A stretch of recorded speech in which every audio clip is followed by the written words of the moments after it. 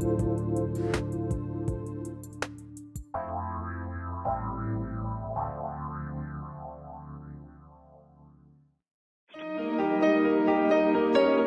to the Dr. Pat Show. Talk radio to thrive by. Powerful, inspiring, and coming to you live, bringing you stories of people like you and me, busting through and living life full out. Get ready to dare to wonder what your life would be like if you knew you could not fail. Hey, everybody, welcome. It's so great to have all of you tune us in and turn us on. Wow, we've got a great lineup for all of you today. You know, we're getting fired up. We're getting ready to get into the season. But what is it about today, November 30th? You know, what is going to happen here with the moon and the eclipse? And what does that mean if you think about it energetically? And many of you have heard us talk about the fact that we're moving into a very special time on 12/21. And it, you know, when we talk about things like that, and we talk about the planetary movement, and we talk about these two giant planets, Jupiter and Saturn, and they are coming, if you look at them, they look like they're going to crash, right? Well, they haven't been this close, especially this close in the sign of Aquarius, in 400 years. And so there is an energy that people are feeling, and there is an energy that we feel within us.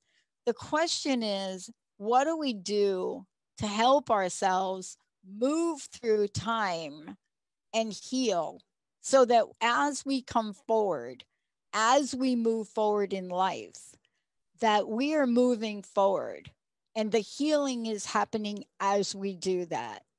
One of the things I've learned is the bigger I dream and the more things that, you know, I call into being for myself in conjunction to helping others and the planet, the more I do that, the more things seem to show up that need a special bit of attention.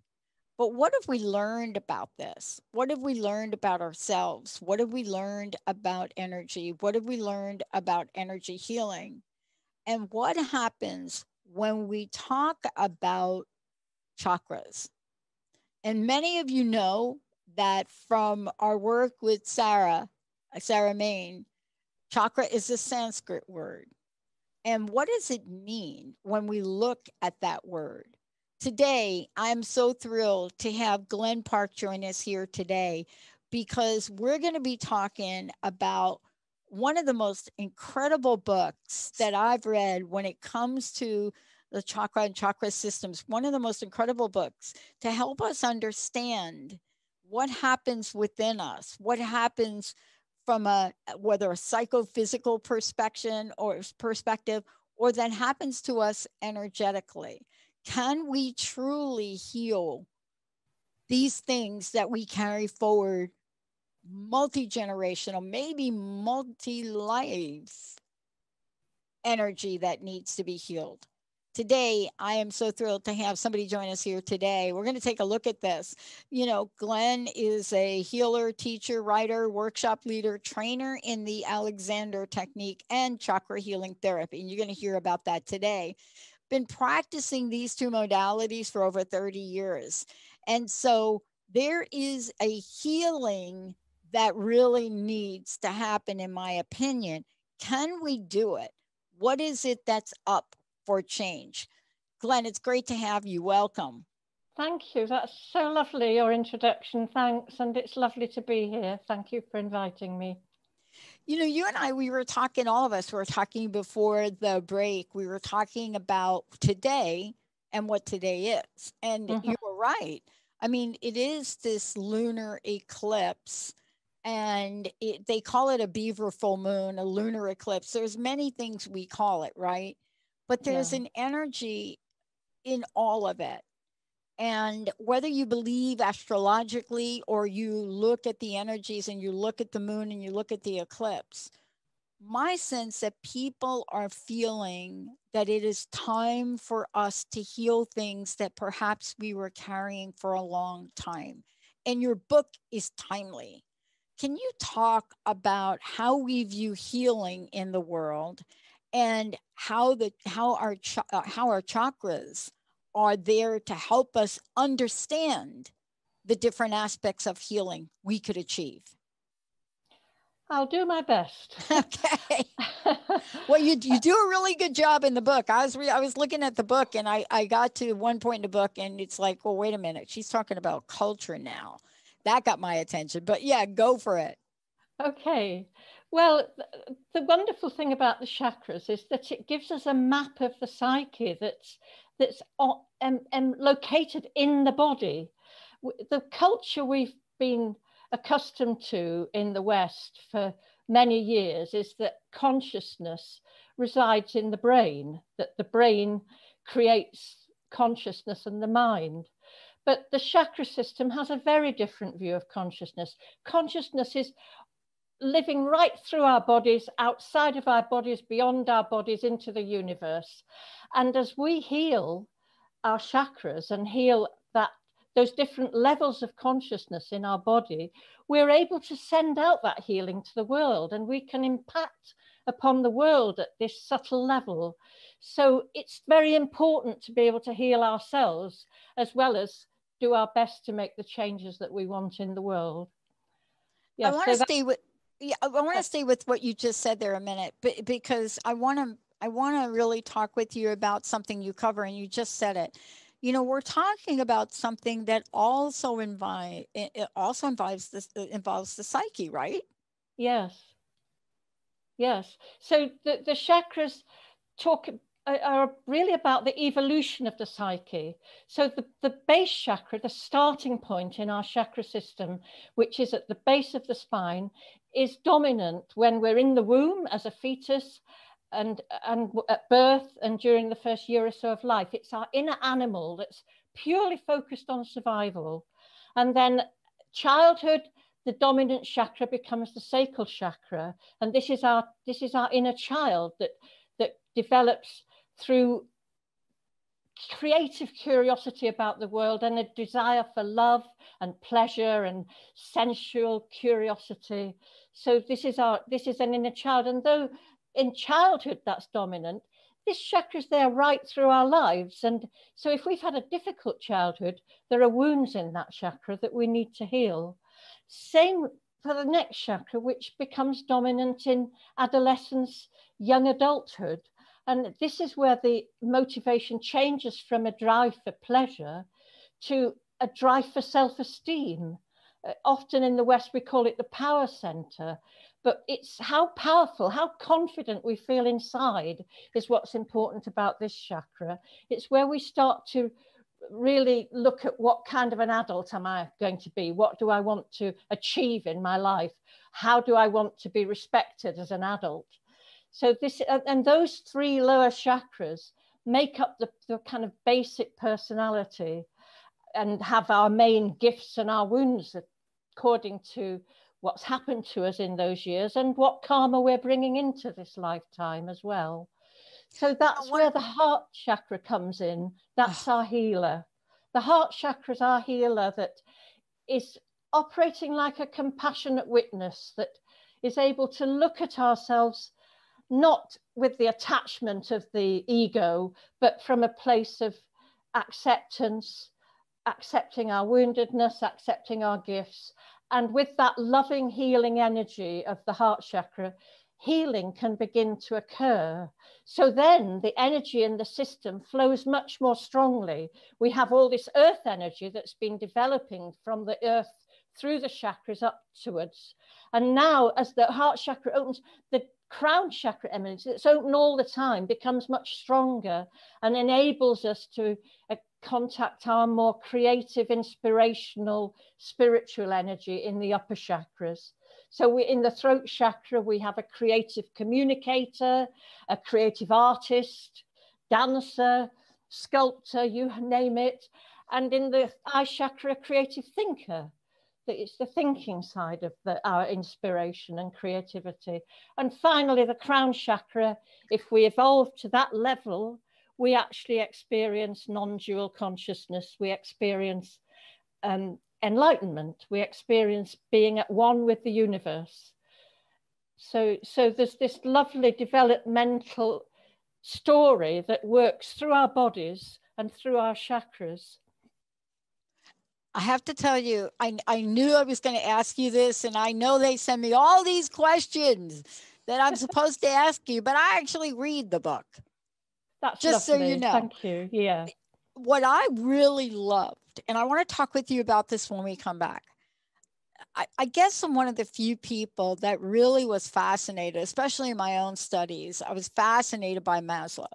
I was fascinated. There are a couple of people out there that got my attention early on. Viktor Frankl was one of them. When a friend of mine gave me Frankl's book, like when I was really a mess, right? I was like totally a mess. Yeah. And they gave me the book and they said, read this. I read it. It changed my life. I didn't understand it, but I understood him and I could feel what he was going through. And I had never felt anything like that before. It hit me at such a gut level. Maslow was the other one. And I remember being in school and just debating this with with the dean at the time and debating this. He was the chair of my committee. And I actually got rid of him for my dissertation because it wasn't going to work. Because I said to him, there's something about this that we need to talk about spiritually in psychology. We need to talk about, if I'm going to study something like job insecurity or broken promises, this is an energy that isn't about connecting boxes theoretically. There's something here, right? And when we come back, I want to talk with you about one, thank you for the imagery in the book. Thank you. I know how hard it is to get the publisher to do this. Yes. Thank you. When we come back, I want to talk with you about the connective nature of the chakras and the psyche according to Maslow. If you're up for it, I'd love to have that chat with you because we're living it now. See, we're in a world now where we're living this. When we come back, we're going to talk about how this book, I know Glen wrote this book way before today, but how this is so needed today in the world. It is profoundly brilliant. We're going to take a short break. We'll be right back.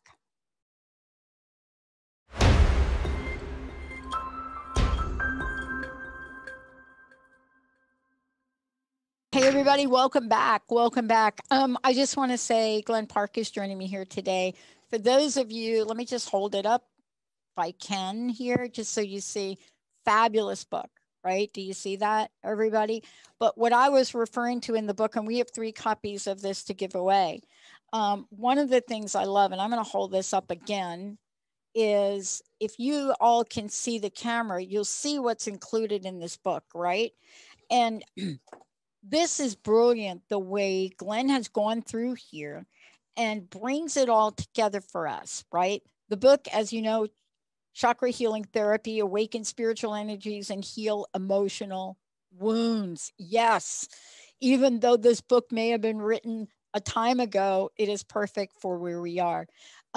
Glen, before we get into the psyche in chakra, how do we find out more about you? And then Benny, I'm going to give away a copy of the book here. What would you like to know about me? Website, YouTube, anything. Oh, yes, fine. Yes, my website is glenpark.uk. And the book is available in a traditions.stroke/chakra healing therapy. It's also on sale at Indie and I'm trying to think of American sellers. Barnes and Noble, that's the one. Exactly. And Amazon. Yes, it's on all those sites. Yes, that's about it, really. And I'll tell you, this is really, I'm not kidding when I say this is a book for our time. One of the things I wanted to talk with you about, and Benny, let's go ahead and give away our first copy of the book, 1-800-930-2819. And certainly if you have a question for Glen, please come on, let's get your question or give Benny your question. In the book, I was really struck to go to the middle section of the book where you have these beautiful diagrams. They're more than beautiful, Glen. What they are is they explain things, visually explain things beautifully. Whether I'm looking at your diagram on universal mind or we're looking at, something that has to do with the divine realm, But I was so pleasantly surprised to find Maslow's triangle here. Yeah. Because that says to me that we're talking about the psyche, right? Yes. In conjunction with chakra and chakra healing. Tell us about the relationship of this. With Maslow's triangle. Yes. I'm going to need to put my glasses on to read the levels here. Here I go. I can read them for you. Yes. So the levels that Maslow has are physical. The base level is physical needs. The next level is security needs. The next level is social needs. The next level is self-esteem needs. The next level is self-actualization. That's his final level in his sort of first triangle. He did actually add another level of self-transcendence as opposed to self-actualization later in his life. But I've just put the basic ones there. So I've put the triangle in the book with color-coded with the chakras. So the physical level is definitely base chakra, the physical level of needs, the need for security, for food, and so on. Sorry, I've said food and drink and sleep. The next level, security, the fact that you feel safe within your family unit. And that's moving from base into the second chakra, the sacral chakra. And then the next needs are social. The child needs to be a happy member of the family. These are the social needs, needing love, needing to have a happy, pleasant life. That's the sacral chakra. And then moving into the solar plexus chakra, it's need for self-esteem. We need to feel good about ourselves. After that, we have the potential to open the heart chakra. And as I said earlier, as the heart chakra opens, it brings more spiritual energy, more inspiration into the throat and eye chakras. We can function better as creative communicators, creative thinkers, and so on. And ultimately to the self-transcendence of the crown chakra. So that's how the Maslow levels link with the chakras. You know, we are at this place now. If you look at us, and I can only speak for the United States at the moment, but we are getting back. We're getting ready to end back into the lower levels of Maslow. You know, we had a moment where we started to come out, right? Yeah. But we are getting ready to come back to these lower levels. And, you know, this is something that was unexpected for a lot of people. Now, there are some people, you know, especially when I think about my family and my upbringing, I don't think we as a family got much out of the lower two levels. I mean, with just enough money to put food on the table, things like that. But this level of security and physical, right? People are saying that even if this changes us, even if we get through this, we have to heal this at some core levels. Can you talk about, you know, the importance now of making sure that we are healing in ways perhaps we've not done before? Well, the healing has to come from the heart chakra. And so the heart chakra has to throw its loving gaze at that base chakra. And there are, as a culture, we are very ungrounded. The base chakra, the Hindu name for it, means root support. It's our connection to the earth. It's where we're rooted into the earth. Are we rooted into the earth as a culture? We're not. This is why there is a crisis over climate change and environmental disaster going on around us.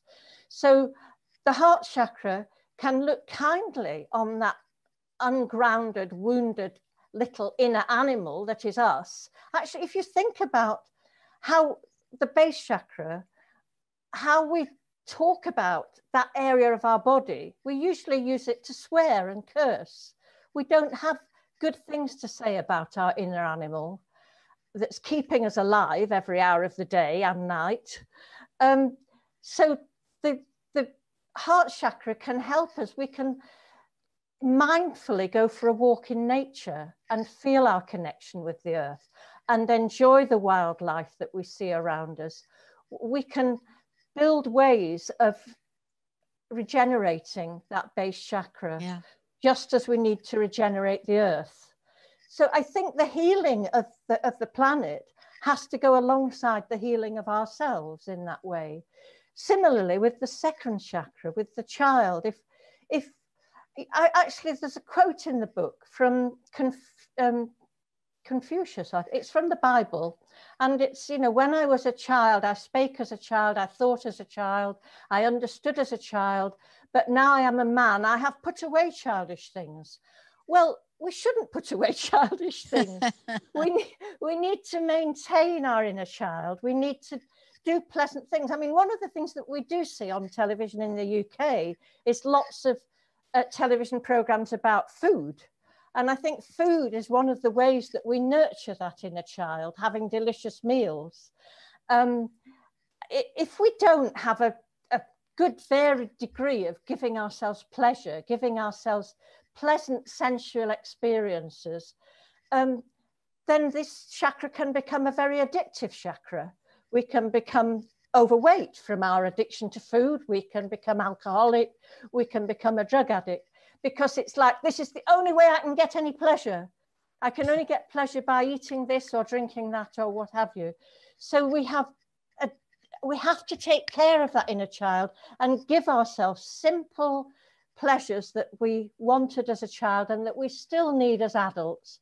And the heart chakra can look kindly on that inner child and find ways to nurture and take care of it. So that's the second chakra. The third chakra, we have a hard time with our third chakras, because it's where we become the judge of ourselves. It's where we either feel really proud about ourselves, or it's where we feel really bad and ashamed and guilty we're not good enough. And we have to learn to accept ourselves in that third chakra and to really honor the things about ourselves that we're pleased about. And those things we're pleased about might just be that we've got a good relationship with our siblings, that we have taken care of an aging parent. It doesn't have to be that we've become the president of the United States, may I suggest. You know, we don't have to get to the top of the ladder. We have to do things that we feel have made a good contribution to the society we're in. And yes, so the heart again is just accepting all the woundedness and helping us to see that we are underneath it all, we are a divine essence that is just growing in the best possible way. So then, do I carry on? Yeah, let me just say this. Healing. What you're talking about right here is, you know, we are at an interesting place right now. And the interesting place we are right now is understanding that there is this way for us to create the life we truly desire. And it's extremely difficult to do that if we're carrying anger and resentment, especially forward. And, you know, I want to talk to you about this when we come back. Resentment is this insidious thing. It is a really interesting energy, right? Because it has a jam-packed punch on ourselves. Yeah. And what I mean by that is we use the word resentment, but underneath it is a whole bunch of stuff that comes from all of the chakras here. And so when we come back, I want to talk with you about let the healing begin. Yes. Let's do that. Let's take a short break, everybody. We'll be right back.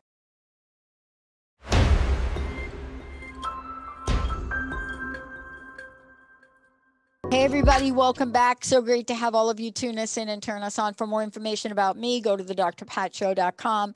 Of course, we have Glen Park joining us here today, and we've already given away one copy of the book. Here it is right there. Fantastic. And we are, Benny, let's go ahead and give a second copy away. 1-800-930-2819. And Glen, people can find out about you by going to glenpark.uk, right? Yeah, that's right. Good. Perfect.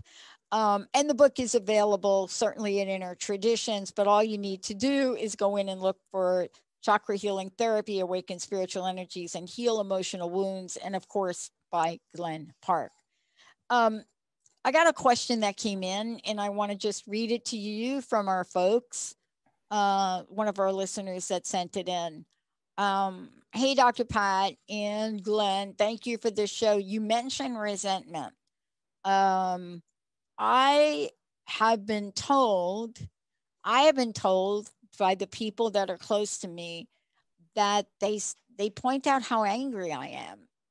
You know, there are times when I don't think I'm saying anything, but they're picking up that I'm angry, that maybe there's something that's inside of me that I resent, and they can feel my anger. This is from Liz, and Liz says, but I think we're all angry right now, right? What do I do to heal the anger? This is a great question. I think there are two parts to it, Glen, but I'd love to hear what you have to say. There's the part where people are picking up that I'm angry, but I don't feel angry. Stop telling me I'm angry. Stop telling me I'm angry, kind of, right? There's that part. And then there's the other part about, well, everybody's angry now. So let's tease them apart. Anger and resentment, these are strange little bedfellows, right? But boy, they can really bring you down. How do they fit into the conversation about healing and chakras? Well, I can't say definitely to your listener that I know which chakra the anger and healing, anger and resentment might be coming from. That's something that she might be able to find out by looking at her past. But I could give some examples. So if you've had a really unhappy childhood and you haven't had much love and you haven't had much fun as a child, then you're likely to feel very resentful, and that a lot of the stuff that is coming from childhood is unconscious. You don't even know it's happening at a very unconscious level. Looking back through your childhood and working out how it was will be a way of thinking, well, that might be where a lot of unconscious anger's coming out that my family are noticing and I'm not. I mean, it could even go deeper than that. If you as a baby didn't feel secure, you could actually be very threatened and very angry at that level as early as that. Another very common area, though, and probably the most common at the moment, is to do with the solar plexus chakra, the third chakra, where we're much more mental. It's a much more mental, it's very emotional, the second chakra. The third chakra is where we make judgments about ourselves and our lives. What kind of a person am I? And a lot of us, because we've not had as much success as we imagined we could have, can feel very resentful and very angry that life hasn't worked out as well as we thought it would. And this is a very sort of solar plexus chakra thing. If I was working as a chakra therapist, I would be working energetically with these chakras, getting them to flow, talking about what seems to be coming through with the client, and helping to heal. One of the ways we would do it with this solar plexus chakra would be to really discover your inner champion.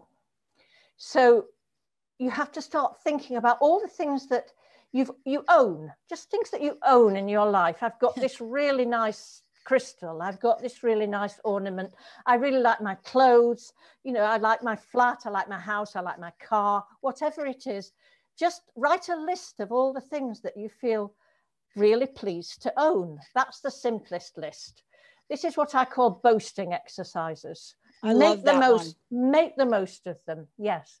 So after you've thought about what you own, go right through your life and think about all the things you've done, all the achievements that you have achieved that you feel pleased about, the exams you've passed, the way you've maybe helped people, the jobs you've done, etc., etc. Just write a list of your achievements, and they can be quite simple achievements. They don't have to be grand. And then think about your personal qualities. What do I like about my personality? I'm kind, I'm thoughtful, I'm intelligent, I'm a good sports person, whatever it is that you feel you have as personal qualities, write them down.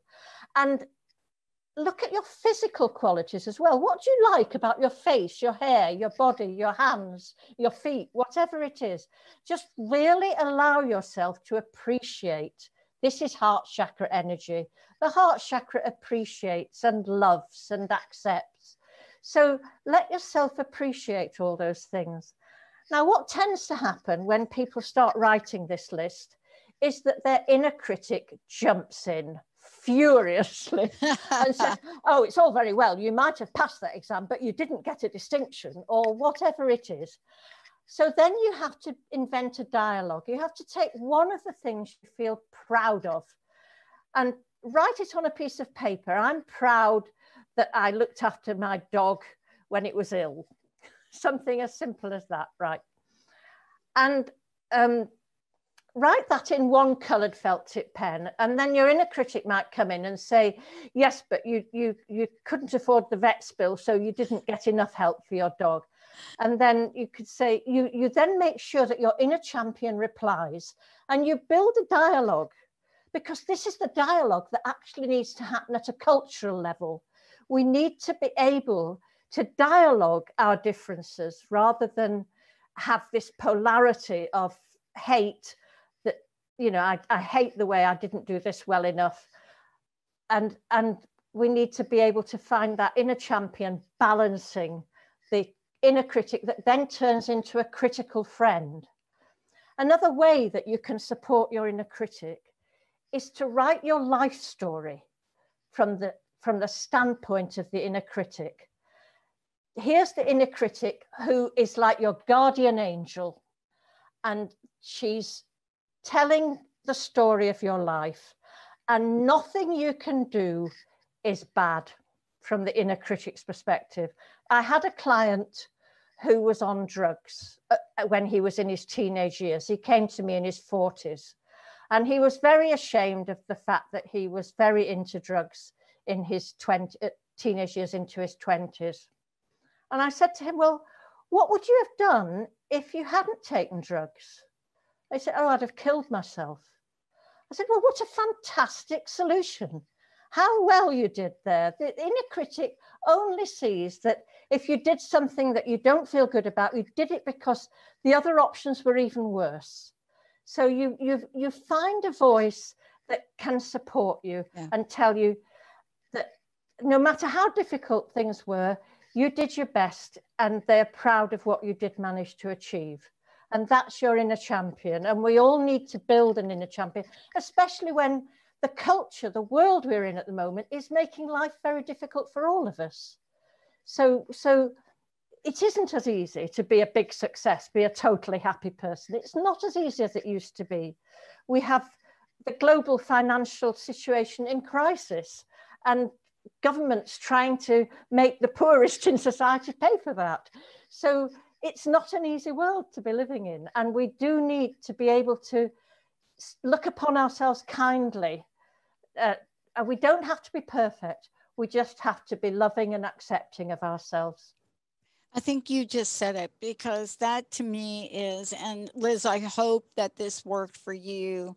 I also want to say to Benny, I think we're going to go ahead and skip this last break, but I do want to give away the third copy of the book, 1-800-930-2819. If you want to find out about Glen, go over to glenpark.uk. If you want to get a copy of the book, you could go to Inner Traditions, or you could just basically Google it, Chakra Healing Therapy by Glen Park, and it's going to pop up. You said something I want to visit with you on: kindness and love, right? Kind moments. Even if you can capture just 60 seconds of a kind moment. Yeah. Right? Where you put your video game down, 60 seconds of a kind moment. It's transformative. Yeah. And yet you're right about this. We're living in a time now where, you know, folks are wanting tools to help them. They don't have the solutions for the outside world. And yet we know that there is much that we can do if we had a few tools. But more importantly, some of the wounding goes deeply, doesn't it? Mm-hmm. And sometimes you need to get help for this. Oh, yes. Can you talk about deep wounding? Even though this is a different time, right? The pandemic, the generation that went through 2007, 8, 9, remember that? And 10, the economics, that generation is now revisiting it here, right? Yeah. So I work with a couple of people, young people, that went through that and what it was like to not be able to get a job. And now here they are again after they come out of that. How can we heal these multiple occurrences of deep wounding? Because these are being called to be healed. They're like, please help me heal. I think that we need to heal the world. And that, but we have to try to heal ourselves as a part of healing the world. I mean, you did say earlier that there's this major astrological event happening, the Saturn-Jupiter conjunction, in an air sign, in Aquarius, which is potentially about fairness and justice and these. So I do put some hope in that we will find some world solutions when these planets, and in 3 or 4 years' time, Pluto will join them we'll also arrive in Aquarius. I think there'll be this massive shift into thinkings. I mean, my whole book's about consciousness. Aquarius is about thinking and consciousness. And I think consciousness is primary. It's preceded the Big Bang, so to speak. It's everywhere, consciousness. And I think if we start finding our solutions in consciousness, we will find them in the material world as well. It has to be that way around. So we start with ourselves, and we start to learn to be gentle with ourselves. One of the expressions I like to use for the third chakra is, I've done my best and that's good enough. We don't have to be better than doing our best. We do our best, that's good enough. And the heart chakra then goes into just the sort of things you were mentioning about being appreciative, being kind. All those things open the heart chakra. And as the heart chakra opens, it just heals. It starts the healing. So spending a few minutes each day thinking about people in your life that you appreciate. They can be friends, they can be relatives, they can be animals, pets. They can be people who've written books that you like to read. They can be people who are in politics who you think are doing good work, whatever. Just spend a few minutes sending gratitude and appreciation to something that you do feel appreciative towards. And you can appreciate nature. You can appreciate this wonderful planet that we live on, and all the fantastic things that are still there. We can regenerate it. We can turn it into a wonderful, wonderful place for everybody to live on. So just finding ways to love and appreciate is self-healing. I mean, it's not good to think of it like that, because then it's important though. It's really critical. That happens, yes. The thing about the heart chakra is whatever you give out comes back. Right.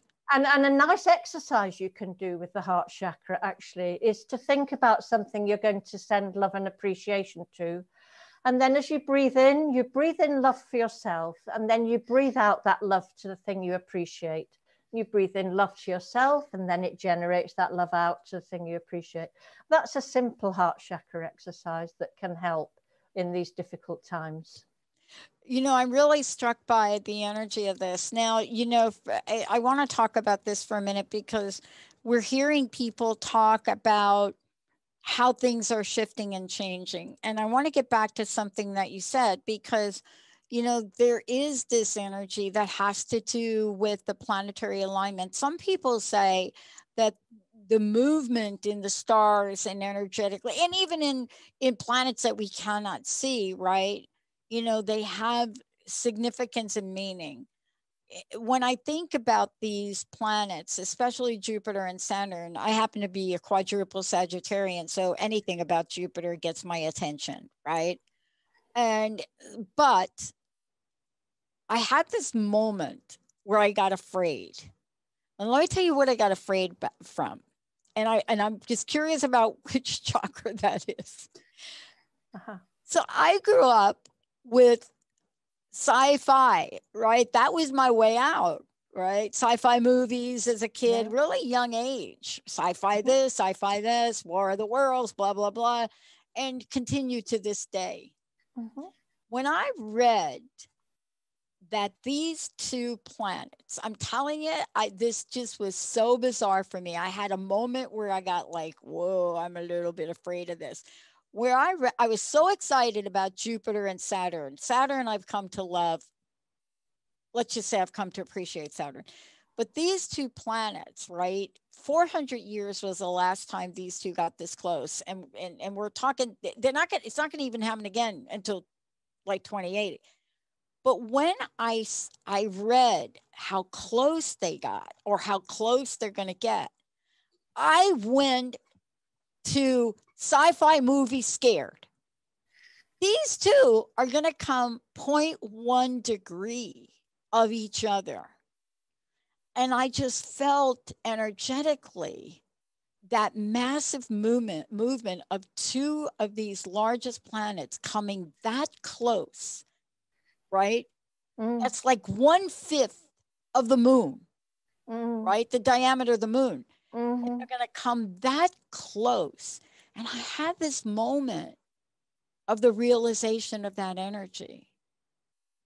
I can't even imagine what it'd be like to be on one planet or the other and watch this happening. And I just thought, where did that little fear come from? Curious for your thoughts on that. Because I know a lot of people are afraid, you know, especially about what it means for December 21st to happen. I mean, it's a solstice. These two are going to move into Aquarius, thank God, right? But what do you make of that unconscious sense of being afraid? Well, I think being afraid is the other side of being excited. You know, I mean, somebody could be going on a roller coaster ride and it's really exciting.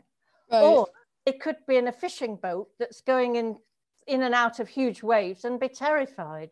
And yet the actual movement that they're going through could be virtually the same. And I think excitement and fear do go hand in hand a little. Yeah. That would be my first response. I skydive, so I get exactly what you mean. I totally get what you're talking about. I mean, there's this moment when you're ready to get out the plane, right? And you say, okay, I don't do this anymore, but I used to be, did I check this? Did I check that? And you start to pull on things to make sure everything is tight. You know, you go through that moment, and then before you know it, you're out of the plane. So that's over with. But there is this beautiful energy now. And my sense is, and I want to ask you this last question. My sense is there's going to be a whole lot of things that are going to show up for people that are being called to heal. That's my sense of it. And when I say that, I'm really talking about the healing you're referencing in the book. I'm not talking about running off to a doctor, although I will imagine that for a lot of folks, I know it worked for me. I had to work with other people. I couldn't do it. I couldn't do the healing alone. What's your sense of it? What's your sense of what folks will go through here? Well, I hope. I mean, I guess I'm in the level of hoping that with this transition, there's going to be a healing in individually and culturally. I mean, one of the things I'm hoping for is that I'm sure you know about the work of Heart Math, don't you? Yeah, I do. Clearance project. Yeah. So that's a project where people are sending out this heart energy to the planet. They're sending out love and care to the planet. And we know that that energy influences the magnetic field of the Earth. It's extraordinary. We know that the magnetic field of the Earth went into an absolutely dreadful spikiness when 9/11 happened in America. Yeah. And that out of that, we now know that if good energy is sent, the magnetic field becomes coherent and smooth and harmonious. So what if enough people really do start on a regular basis to spend 5 or 10 minutes, maybe longer, just sending care and healing to the planet, and something starts to shift on a major scale, a massive scale, like the 60s, but with the power of consciousness influencing everybody. That's it. Is that a possibility? That's what I hope for with the That's my sense of it. That's mine. And I'm right there with you. And, you know, the thing that I love about this book, about what you've put in this book, I know we have to call it a book, but it's much more than that. Because when I think about the journey that you take us on from the beginning of the book, all through the book, you know, it made me stop and hit the pause button for a minute, because I started to think, oh, I'm doing that. I'm doing that. I could not do that. I can stop doing that. Or I could do more of this. I could be kind in the face of somebody that the only way they know is anger. I don't have to match that. Yeah. And I think that what we're doing today and what you're doing is so right. In order for us to heal the world, we really have to start with ourselves. Yes. We really do have to start.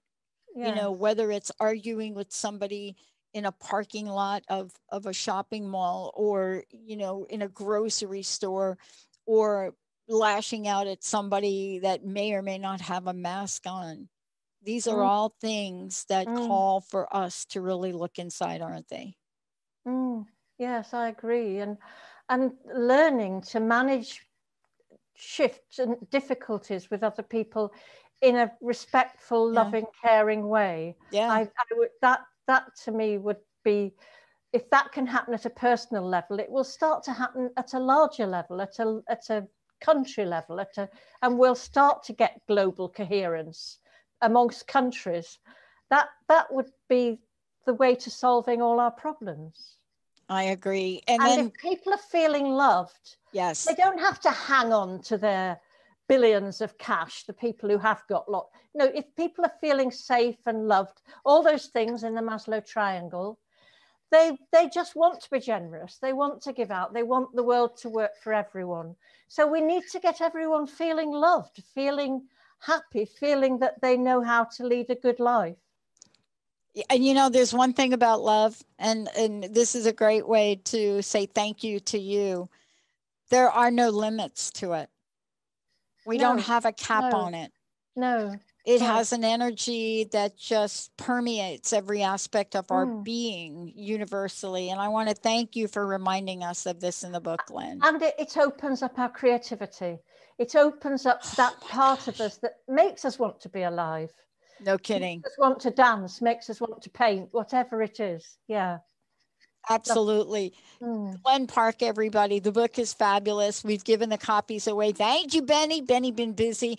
Let's take a short break. Glen, thank you so much. Go to glenpark.uk. And, you know, I'll tell you what, one of the things I do to get my relief is I turn on those UK baking shows. All right, everybody. We'll be right back.